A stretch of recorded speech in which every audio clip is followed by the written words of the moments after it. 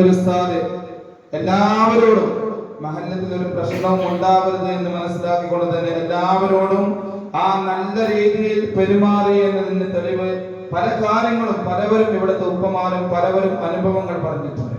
വലിയ വാക്കുഫലം. അതുപോലെ ചിലപ്പോ ഞാൻ മന്ത്രിചൂതാൻ വരുന്ന സമയത്ത് ഞാൻ പറയും, ഞാൻ ഊതിത്തരായില്ല. നിങ്ങൾ ഇവിടെ മുൻകഴിഞ്ഞ ഉസ്താദ്മാരെ കൂടെ ഊതിയ ഒറ്റ ഊത്തിന് തന്നെ ശിഫിയോ.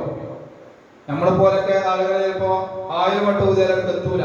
ബഹുമാനപ്പെട്ട അൻവർ ഉസ്താദിന്റെ അടുത്ത് വെള്ളം ഊതാൻ കൊടുത്താല്, നൂലൂതാൻ കൊടുത്താല്, വേറെ പ്രസവത്തിന് പ്ലേറ്റ് ചെയ്താൻ കൊടുത്താല് ഇവിടുത്തെ ആളുകൾ പറയുന്നത് കേട്ടിട്ടുണ്ട്, അപ്പോഴേക്ക് അതിന്റെ ഫലം അള്ളാഹു താല കാണിച്ചു കൊടുത്തിരുന്നു എന്നുള്ളതാണ്. അത് അള്ളാഹുമായിട്ടുള്ള അവരുമായിട്ടുള്ള ബന്ധമാണ് ഞാൻ മനസ്സിലാക്കുന്നത്. ഉസ്താദിന്റെ ദറജ അല്ലാഹു തആല ഉയർത്തി കൊടുക്കട്ടെ. നമ്മുടെ ഈ മഹല്ലത്തിൽ അല്ലാഹു തആല ഒരുമ നൽകട്ടെ. ദീനിന്റെ കാര്യങ്ങളിൽ അഭിപ്രായ വ്യത്യാസങ്ങളില്ലാതെ ഒന്നിച്ചു നിന്ന് ഒരു മാലയിൽ കോർത്ത മുത്തുമണികളെ പോലെ പ്രവർത്തിക്കാൻ റബ്ബ് നമുക്ക് തൗഫീഖ് നൽകട്ടെ. അപ്പൊ വലിയ വിജയം നമുക്ക് നൽകും.